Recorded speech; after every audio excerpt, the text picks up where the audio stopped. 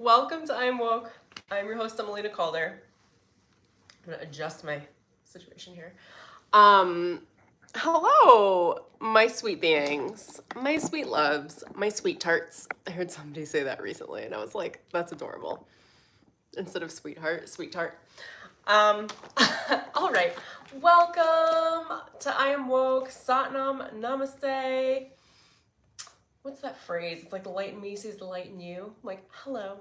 Okay, so in this video, I'm going to take you guys through some myths about twin flame and soulmate relationships.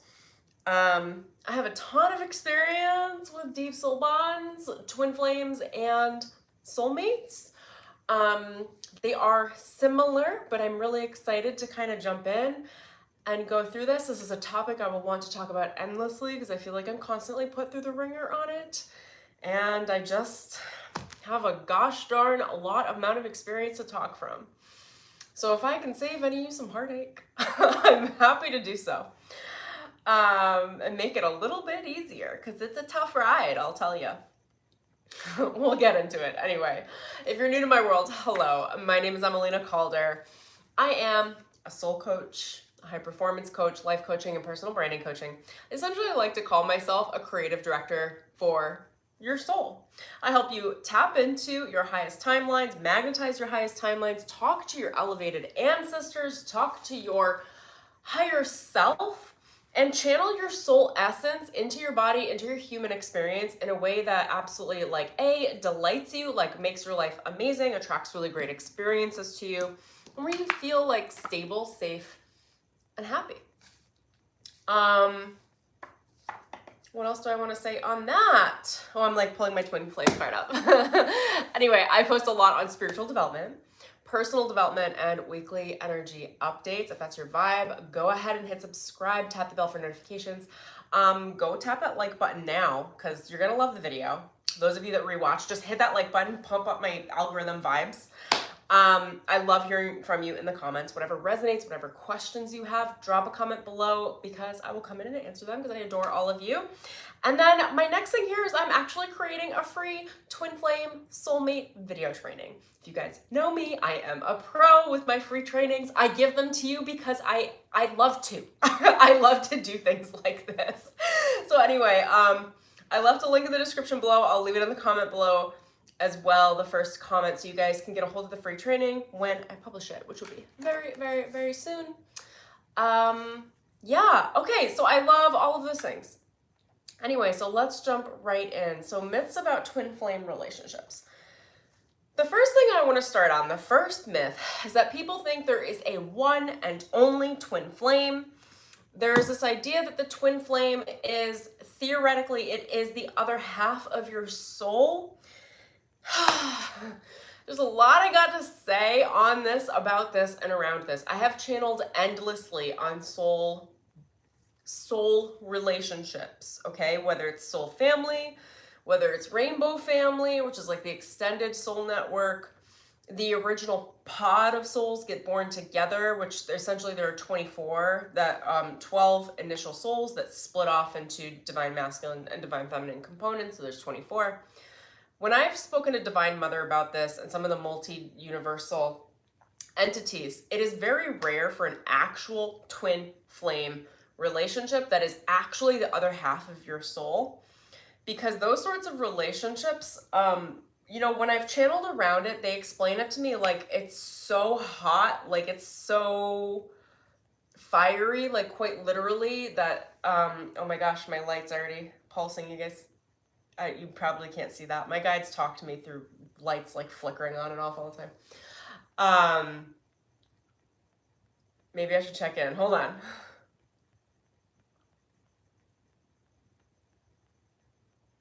Anyway, they can be, they're telling me just to stick to the script, so I'm just gonna go into the script. Anyway, we'll jump right in. So, generally speaking, twin flame relationships, people think of them as a one person that you are meant to be with, supposed to be with, that is the other half of your soul. Like, yes, and I would say, but I really want to break that down and massage it to a more modern sort of definition that I find to be more valuable for me and that I've seen across my clients and friends. So What I would say a twin flame relationship is it's less about a person and it's more about a type of relationship contract. So if you think about relationship contracts romantically, like, or agreements, like there's an agreement if you have a girlfriend or boyfriend, like that's a sort of relationship, right? There's an agreement if you've got a fiance, like that's moving into marriage. There's an agreement if you have a wife or a husband. That's what that is. Like there are different agreements that define different sorts of relationships. Romantically. We could even throw the ENM poly into the mix and say that, like that's a sort of relationship agreement. So twin flames, I would say in a modern sense, are a type of soulmate relationship contract. They are specifically focused on spiritual ascension and growth. And yes, they can be a one and only type of partner or one and only type of person for your entire life with that sort of contract.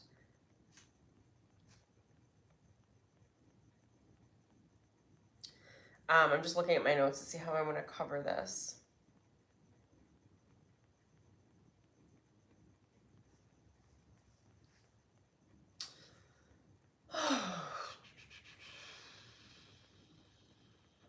Okay, let me just re-review. Twin flames, they can be a one and only type of contract. So with twin flames, there is a specific spiritual curriculum. It is a spiritual romantic contract, which sounds like lovey-dovey, beautiful, like, oh my God, we're gonna do spiritual things together. Not quite. They can be rather robust, and they can involve a conflict of resource energetically. So twin flames are really interesting because you can, when you run into a twin flame early in your life, there's always like the option, it depends because we have free will, that people could decide like we're going to be together for the rest of our lives. Like that's the curriculum. The curriculum is an entire lifetime of material. This light is driving me crazy. It's an entire light of material. It's an entire lifetime of material spiritually that can be theoretically condensed into a shorter romantic contract. So in my last long-term relationship, I was told by my guidance specifically that we had covered the entire full life curriculum in 11 years rather than 30 or more. So in theory, from what I understand, and I don't know all the specifics of every contract I've ever been in, but I do believe that that was supposed to be initially a full life contract, which I feel like many twin relationships are intended to be full life contracts because you're moving through the growth of the spiritual ascension process throughout the course of your life. Generally, that means things, it could be like having a family, having children, getting married, all the like typical things that you would do in relationship. And a lot of times that can get condensed into a shorter amount of time, depending on how fast you grow, how you use your free will and make your decisions. So I'll circle back to the idea that the twin flame could be a one and only for your entire life. It could be. And I'm sure I can pull examples of that, like in my mind. We see some of those relationships. What I will say is when they are that long, they're not always the happiest relationships and they're not always the most loving or chemistry balanced, I would say, like sexual. They can be more platonically based relationships at a certain point because there's so much friction in how the people are growing and how they get accustomed to each other that it can create a dynamic that most of you probably wouldn't want, which is why I always think it's so funny when people are like, I want a twin flame, I'm calling it my twin flame. I'm like, are you sure? I used to say that all the time in my last relationship. I'd be like, are you sure? Do you know how hard twin flame relationships are? Typically, of course, we can all change our contracts as we grow and develop and learn to have better expectations, etc. Okay, so that's where I'm going to start. Now, so overall, I would say twin flame, the modern definition is to think of it as a type of relationship as opposed to a person. Oh, and let me massage that a little bit more. When I say a type of relationship, this is where I'm going with this, and I'll just give you some of my experience. I think I've had 4 or 5 maybe romantically. So when you look at the type of relationship as a single life partner who you're supposed to do everything with, in theory, and work out all the specifics of being human and understand who you are at the soul level and work out all of the spiritual curriculum and personal development curriculum in romantic relationship, that tends to be a twin contract. Twin flames are soulmates. They don't have to be, in theory, the other half of your soul. It's very not common. Typically what we do is we find very high level soulmates, and we have many, many, many of them on the grid at any time during our incarnations because of free will, by the way. That's because sometimes they don't work out. I had an initial contract early in my life with what I would call a twin. And he free willed out and I free willed out. We just were like, the younger version of myself was like, that was a nightmare. I am never doing that again. Like, the level of rejection I received was very heavy. So it's like, you know, he chose a way, and then I was like, okay, fine, I choose a way then, we're done. That free will cut that contract, and I was like, this is great, I'm never gonna have to deal with this again. And then another twin came with a different spin on the contract because Spirit knew I had canceled a specific type of arrangement. So what I will say is, if you are if you are on a twin flame journey, if there is free will where a twin is released, generally speaking, another twin is stepping in. And we do have a lot of close-knit soul ties, soul bonds, soul mates at any point of different age ranges down here, and different compatibility types for us to learn more about who we are in the process of being in dating and relationship. What I will say for me, and I know this is very common for a lot of the twins, there are a lot of different sorts of twin flame soul contracts. A lot of my twins are in the same year. So that one that I just mentioned was born 6 months before me. The one that I was in relationship for quite a long time with was born 3 days before me. We have pretty identical birth charts. Very, very similar, literally similar soul frequency, like similar astrological data. It's wild. And I remember when I asked people earlier in my life, like other mediums and stuff, I was like, hey, we're born like 3 days apart in the same year. And they were like, oh yeah, that's typical for twins. And when I've heard about it, it is typical for many twins to be born the same day, within a few days, within a month. That stuff's really interesting. Also, twin flames can be wildly different, like 20-year differences, 40-year differences in life, like same sex, different sex, like all over the place. It's whatever your soul opted into to, how do I explain this? Aggravate you into growth. That's how I explain it, which we'll get into more. They also are really beautiful relationships in many, many, many ways. But I want to talk about the myths to kind of challenge some of your belief systems around it so you can understand the other side of the coin of what you're looking at when you think about twin flame relationships. Okay, that was a long-winded myth number 1.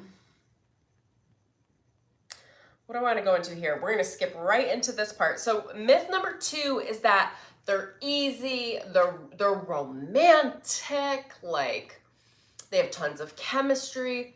Can they? Yes. But only if you're good at maintaining your pole, the polarity of your gender. Whether it's a same-sex union or a heterosexual union doesn't matter. There's always a divine feminine and there's always a divine masculine.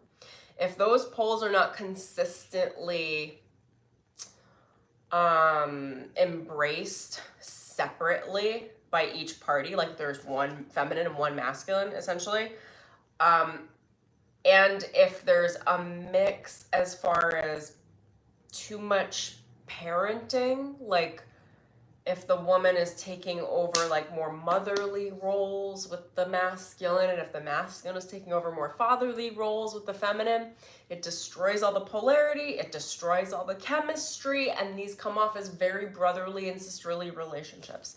I can't tell you how much, an odd amount of time that my last relationship, people assumed we weren't partners. They're like, you're siblings, right? Which also is because we were born 3 days apart. And the thing about twins that I don't know if enough people talk about is that they are so identical to your soul frequency in one way or another that you are pretty identical. Like, and then there's like, if we think about twins, there's like fraternal twins and identical twins. Oh my gosh, that's how I would think about it. So the last relationship I was in, I would call an identical twin. We're born 3 days apart. We have very similar birth charts, except I'm a Cancer rising, he was a Scorpio rising. We had met things that you guys will find interesting. We had matching scars. We had matching childhood experiences. We were born on like the same ley line, but opposite ends of the country.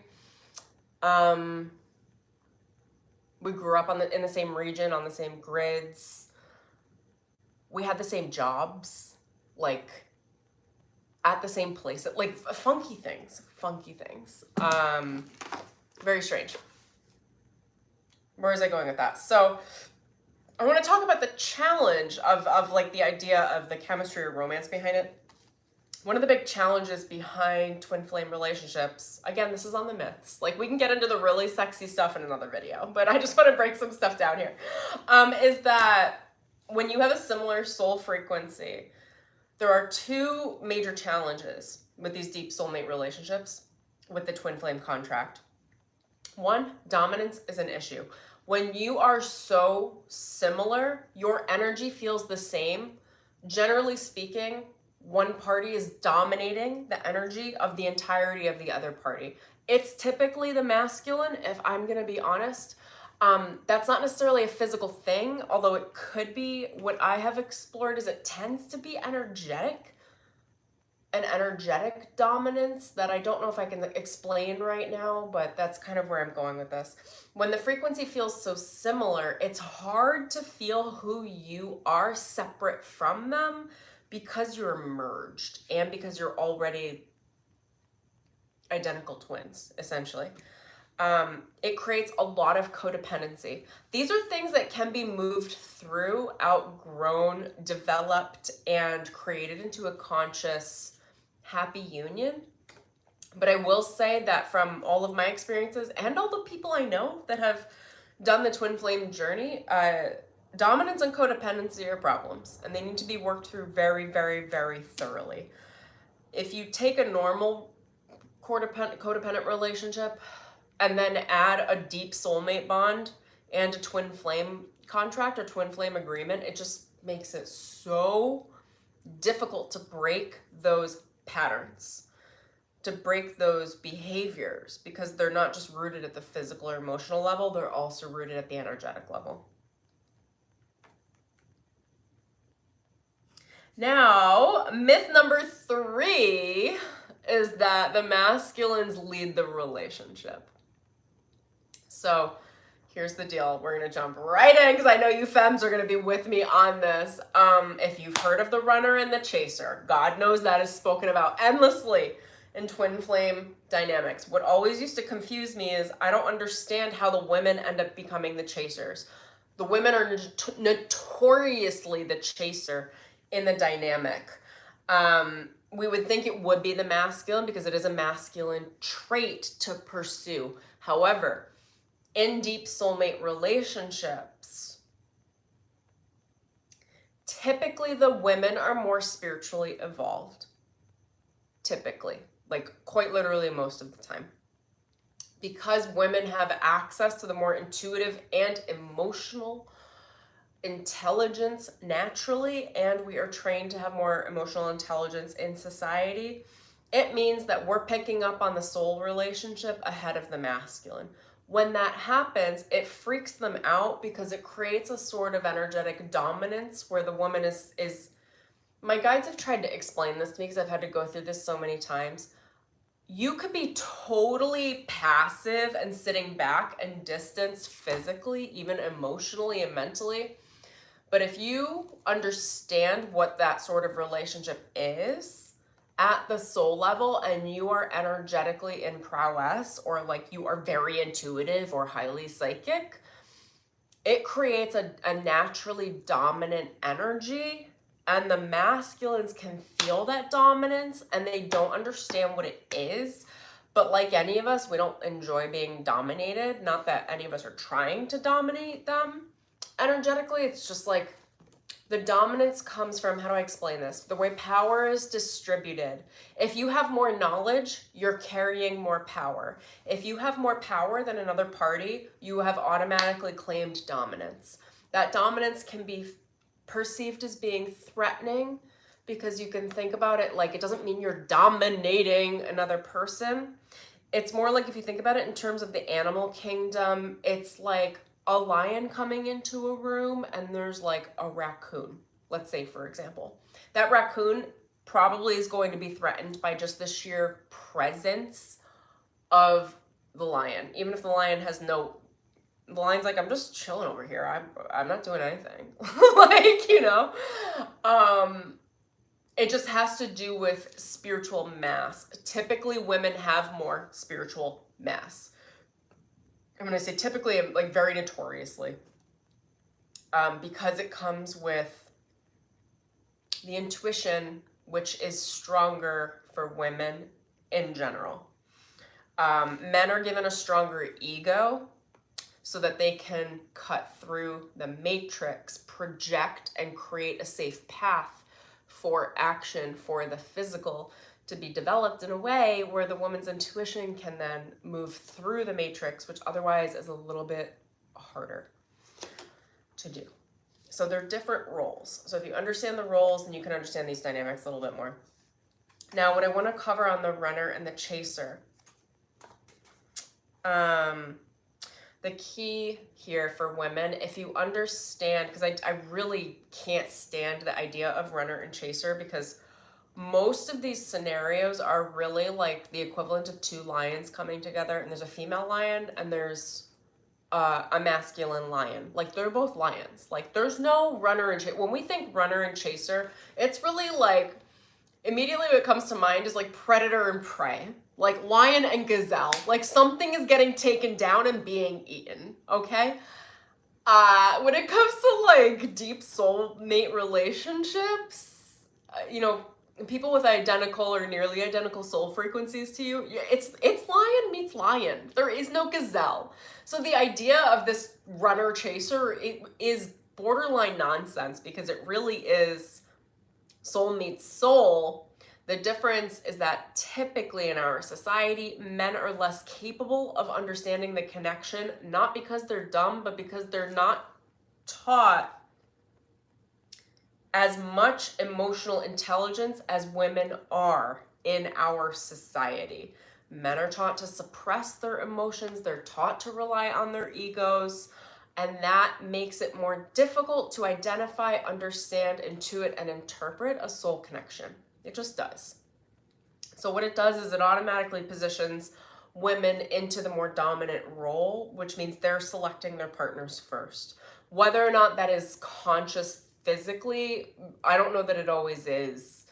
But I do think at the 5D level, and I don't know, like, I'll change my mind in the future maybe, depending on what I channel, but right now I would say I think the woman is surveying, they're showing me suitors coming, similar to how like there would be a princess in a kingdom or a palace in like old times, right? And there would be men that were identified as potential suitors that are then brought to the princess,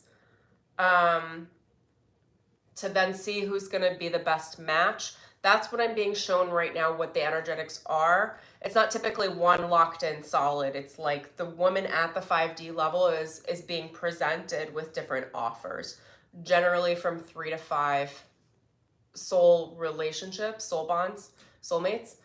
And then she chooses from my understanding, and then that locks into the physical to one way or another. The power is in the woman's hands. I think that's typical of really every healthy relationship, if I'm being honest, which maybe I'll get into in another video. But yeah, okay, so we went through runner and chaser. So when we talk about runner and chaser, there are a couple things I want to settle into here. For the women, do not chase these men. like absolutely not. Like, you sit your ass down and you practice some really healthy detachment. The ability to let go. You have to release, I mean, you don't have to, but what I've found through going through, I think 4 of these or so, and coaching women through it, and these dynamics and the soul merging, the whole thing, is that you have to let go that they are the one. Because when you hang on to it, you'll over-compromise your boundaries. You'll open up your energy too much, which when they do come in, they'll dominate the energy as a retaliation to you. And it's not, this isn't bad on you. I love just explaining the mechanics of things, because in my free time, you guys have no idea, I sit on my couch and I channel and I ask a million questions because I'm literally like, but tell me about this relationship. Why didn't this work? What's different about this? I'm comparing it to this. What's going on here? Like, and I'm like traveling through my astral travel to the Pleiades, and then talking to the spirit technicians on Alcyon, and then saying like, okay, so, but how do relationships work in the Pleiades system? Which, by the way, oh, maybe I'll sidestep it. Should we go into it? Let me check in. Hold on. They said, not unless you want to... Wait, what? Not unless you want to what? A bag of chips, enjoy yourself, like popcorn. Okay, here's the popcorn show, you guys. The Pleiadians are polyamorous for the most part. So it's like, I go like exploring the whole thing there. And I'm like, okay, what's the difference between polyamory in the Pleiades and polyamory on Earth? And they're like, on Earth, it's slim pickings, baby. Polyamory is easy in the Pleiades because everybody's conscious. On Earth, it's messy. Anyway, I don't subscribe to any of this. I'm just sharing my downloads.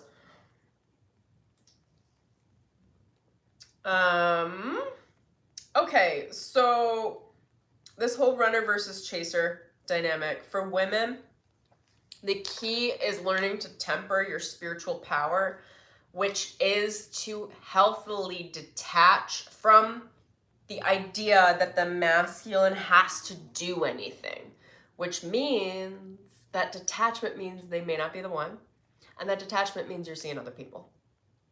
Now, most of these strong soul relationships, the men don't like that, and they feel that at the 5D, and then they apply a lot of pressure. But as we know, many of you will know, in these twin flame relationships, the 3D is a very different reality. These men are like living separate lives completely from their divine feminine counterparts, completely ignoring them in the 3D. It happens a lot. I literally coach women through this all the time.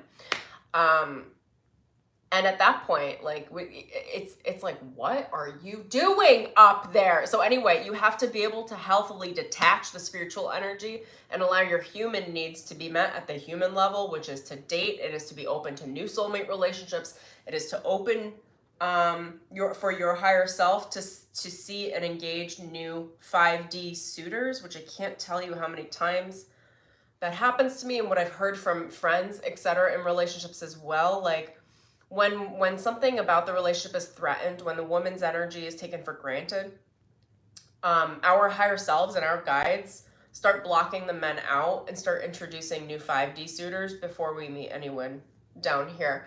And some of you even, I guess this could happen for men too, but I think it's mostly feminine. We tend to meet them in the astral plane before we see them down here. So like, this one didn't work out for me, but one recently I saw a dream with a specific type of guy, and then I saw him in person, and I was like, huh, That's interesting. Did the dream come first? Did you come first? Did the dream? And I was confused, and I was like, oh, I met you up there already. You were already given pre-clearance. And then let me tell you, 5D relationships don't mean they're going to work down here. Like, it's a free-for-all. So needless to say, that one didn't work. I booted that one out. I was like, you were cute up there, not so cute down here. Sorry. Sorry, not sorry.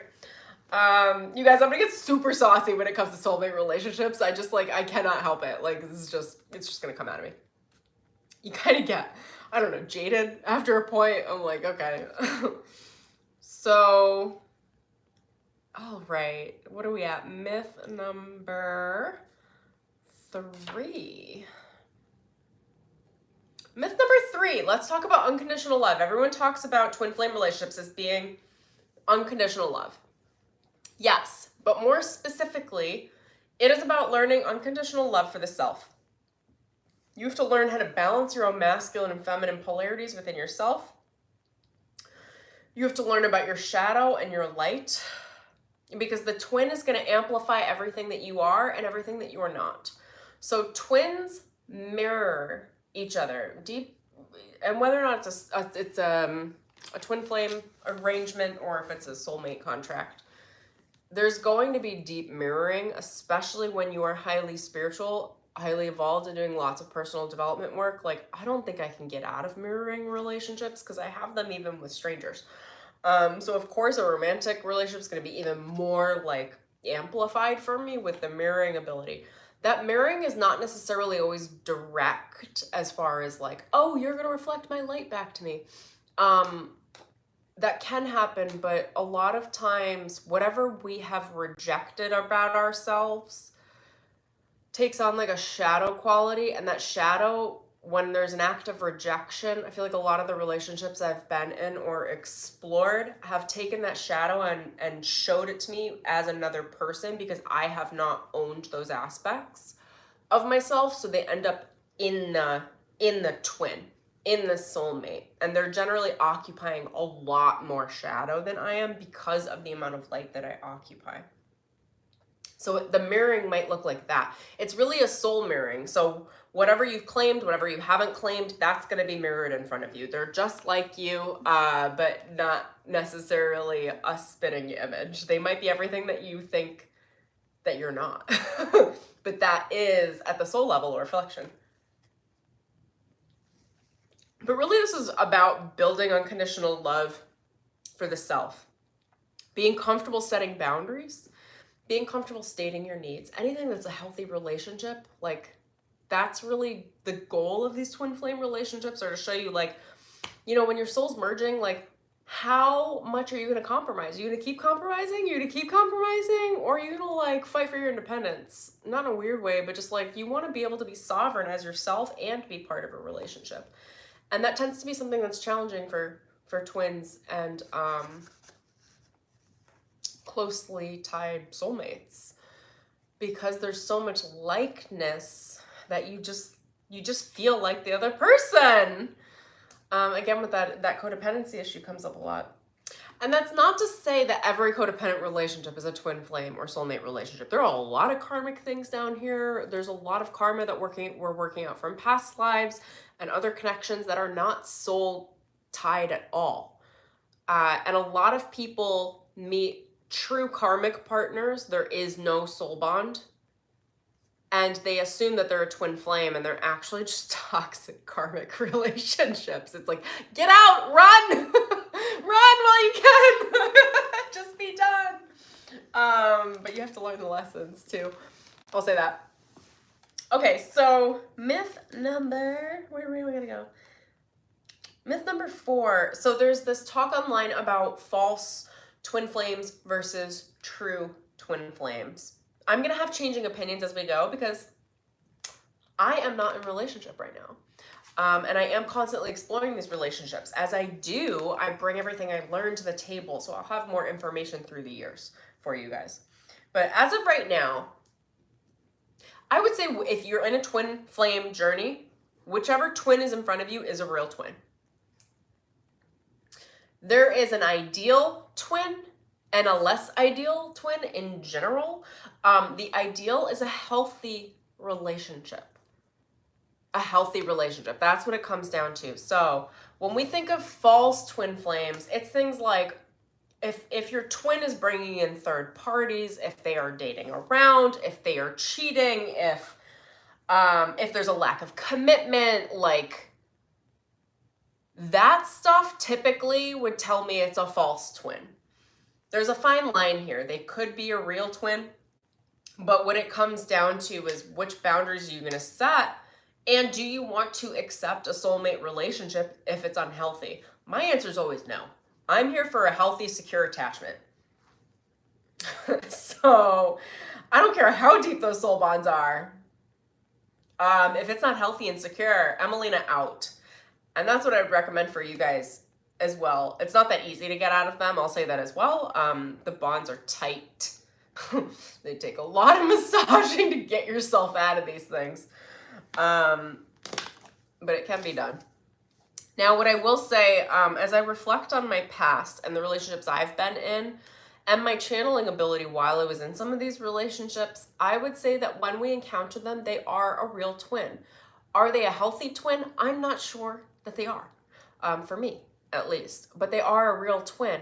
What happens when the twins exercise free will and part ways is that it becomes a false twin because you have just changed timelines. Because when you enter twin flame journeys, they are really meant to be full life journeys. So if you don't continue the full life journey with that twin and then you both let go of each other and enter a new relationship, even if that was the original timeline as a true twin, they become a false twin because you change timelines. You quantum leap, you quantum jump. And to be in a new timeline is to have a new reality where you would also have access to a full-time life partner in the same way with a similar contract, but a different human. And that would be the new current twin. And then if that one becomes, I mean, most of you, I hope, are not having to go through this multiple times. I'm just so conscious that I can navigate through these dynamics. Most people will generally just have one twin flame in their life, and they'll either stay with that twin flame or they'll decide, you know, like I have a dear friend of mine that was like, how many of these twin contracts do you go through? Because she went through a ton of them as well. And she was like, I just gave it up to spirit one day. And I was like, don't you dare put me in another twin contract.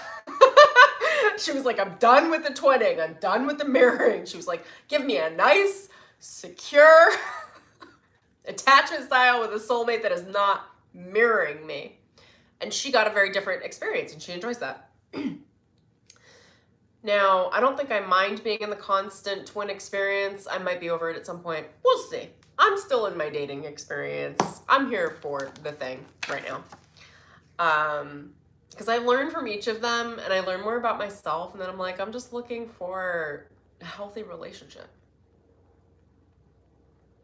Twin or not, healthy. I know that I know that I attract those sorts of relationships because of my consciousness level. When you're, but we can add another myth there, is like this idea that the twin flame relationships are purely for romantic happiness.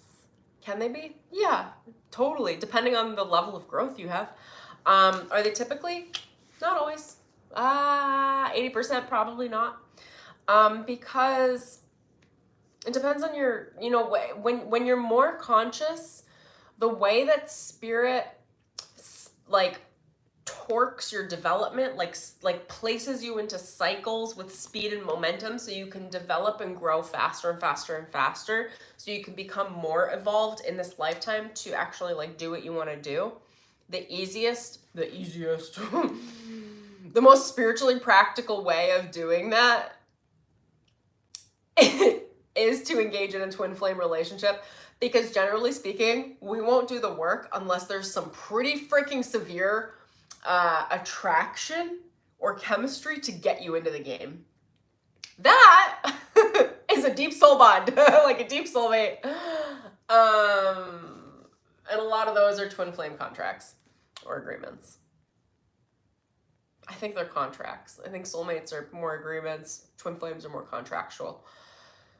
in general. You guys can call me a cosmic lawyer. I'm so good at the contracts and agreements up there. I renegotiate things all the time. Now I renegotiate them at the human level because like I don't even care. At 5D, I'm like, whatever, you guys say whatever you want, but down here it's a different story. Like, so I'm gonna negotiate it down here. Well, you carry the ideal up there. Heaven on earth, not on earth yet. You're just seeing how saucy I am. This is just like all that's gonna come out. I will make other videos that are more romantic oriented, but this is where I'm at right now. Okay, so what else did I want to say on this?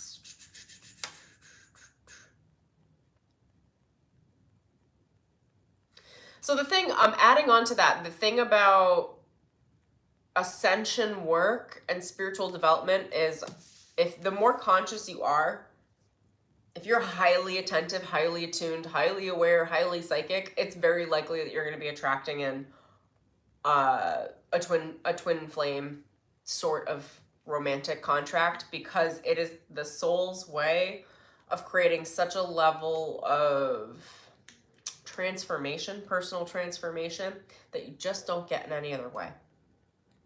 And it does have to do with the sexual energy exchange, energetically and potentially even physically.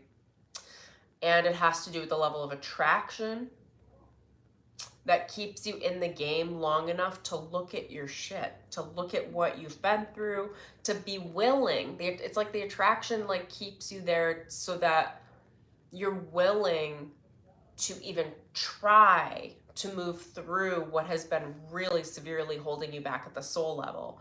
When you're in these sorts of relationships, they're not just a this life thing. Twin relationships tend to extend themselves across past lives, across parallel dimensional realities. They tend to sync up with the much higher aspects of the soul, where if you're engaging with a twin on Earth at this time and space dimensional reality, the likelihood of you also having a romantic relationship with that twin or that soulmate across multidimensional realities is very, very high. So that can come in the dream state, different dreams of, I don't know, I don't get these as frequently now just because of how psychic I am. I get visions during the day. But these could be things like you might see, oh my gosh, you guys, give me an example. Something like maybe in what would we call it, like Aladdin times. They're showing me Aladdin. Okay, so like whatever that time period is, or the Renaissance, or Victorian times. I had some very particular experiences with my last relationship where I used to get these downloads for what I would call like future lives, but they're really parallel dimensional realities that were very like wild, like the way that we looked, like the faces, like the way that it was very surreal, like very futuristic, like floating vehicles and stuff. You can see things like that. You can see more primal lifetimes or more native lifetimes, right? They're showing me a forest in the Amazon. You can see Lemurian and Atlantean lifetimes. This could be coming through in your dream state as well, because it's really all happening now. Nothing's really in the past. It's all really happening now. So yeah. Oh, okay, what else did I want to say? So the next myth is that twin flame relationships are like very rare. Here's the thing, even just in my lifetime, they used to be rare. It used to be that these relationships, there weren't that many on the planet, but because of the wave of light workers and the wave of awakenings that we've all been going through, the collective consciousness is upgrading so quickly that within the light worker territory, there are a lot more twin flame contracts or twin flame relationships like coming onto the grid, as I like to say, or just coming into awareness where people are now engaging with them and stepping into these sort of romantic relationships. They used to be rare. They're getting very trendy and very real. Not just trendy because people are talking about them online and on YouTube and everything, but trendy because it's kind of like the 100th monkey idea, where there's just a certain need. When there's a certain amount of upgrade at the collective level, in order for people to keep ascending and actually do the work, they need the romantic attraction. Otherwise, they'll just be like, that looks hard, I'm out. But when you're really attracted to someone, it pulls all of you spiritually into actually working through the dynamics of your own personal development, because you have that mirror and attraction with another human.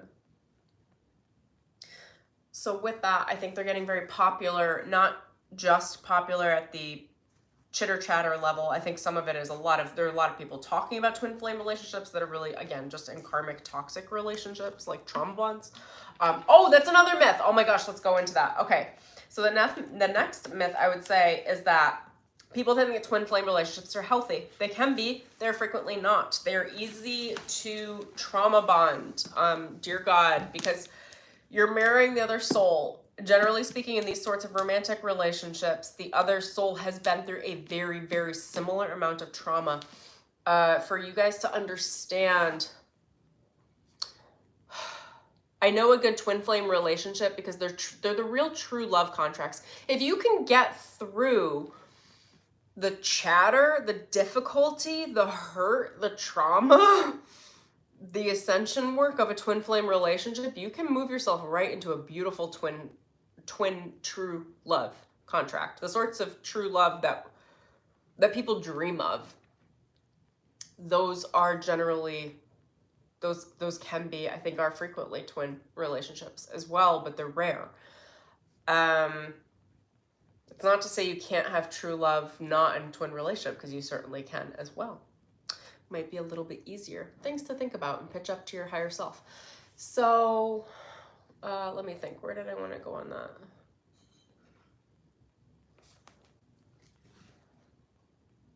Oh my gosh, you guys, I lost my train of thought. I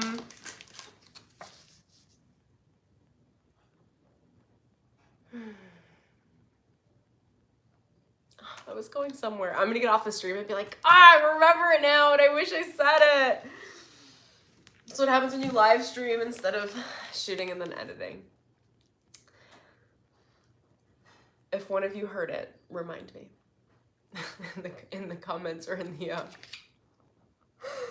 oh my gosh, in the live stream comments. Okay, so let me think. Where was I going?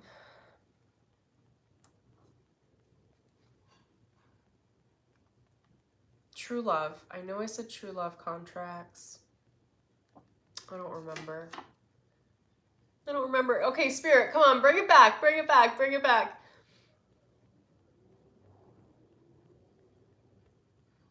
Trauma bonding. I was talking about trauma bonding. Okay, so when you see a lot of these true love contracts, so I have a dear friend that she wouldn't describe it as a twin flame true love contract, but it is. They're deep.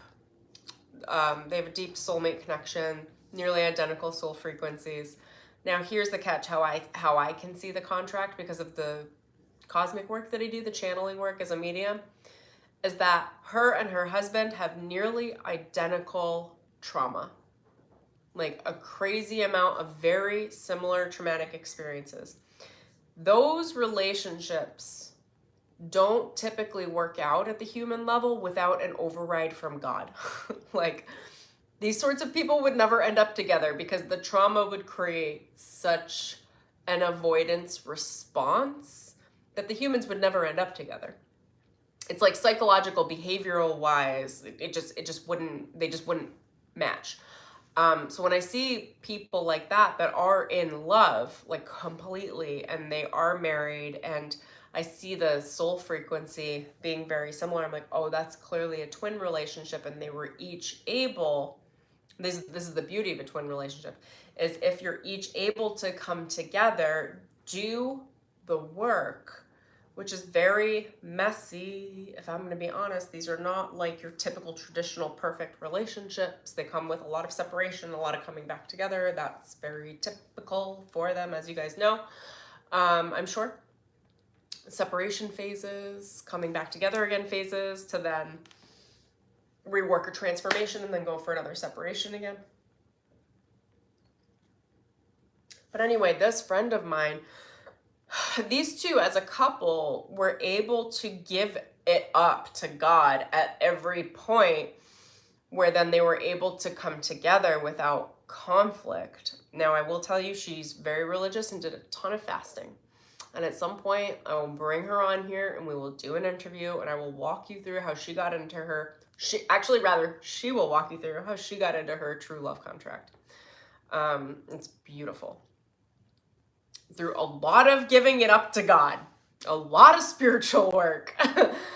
Because otherwise they're difficult to get into. You really do it is a spiritual curriculum. It is meant to bring you into your most trusting spiritual states of surrender in order for it to work out. If you try to exercise control at any point, or anything where the ego is running the show, these relationships get mashed up, they get very messy, they get mean, they get dominant, they get controlling.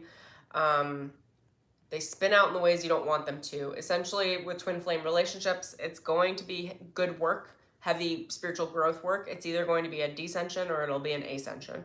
So I pray for all of you that you're going through the ascension process rather than the descension process, and that it's easy and blissful. And you know, the soul can always opt out of this sort of contract or agreement. You can just, if they are too tumultuous or difficult, I'm still opting into it because I'm like, what else am I going to do? Have a basic relationship? I don't know. So, I mean, whatever. I'm here for it for now. We'll see how I feel about that in a week. So, you can always pitch up to your higher self. I'd like something easier.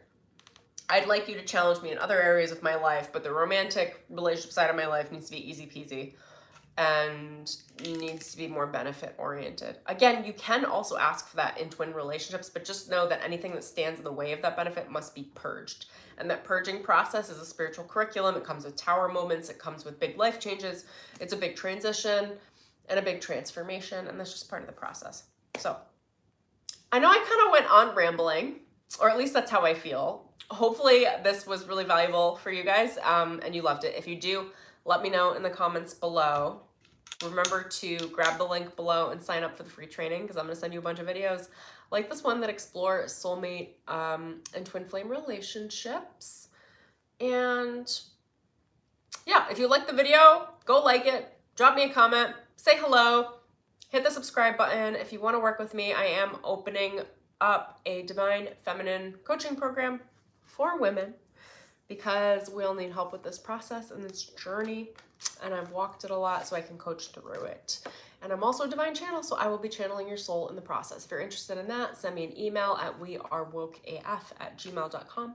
I will leave that in the description link below as well. I have so much love for you guys. Thank you for joining me, and until next time, I'll see you in the next video. Alrighty, peace.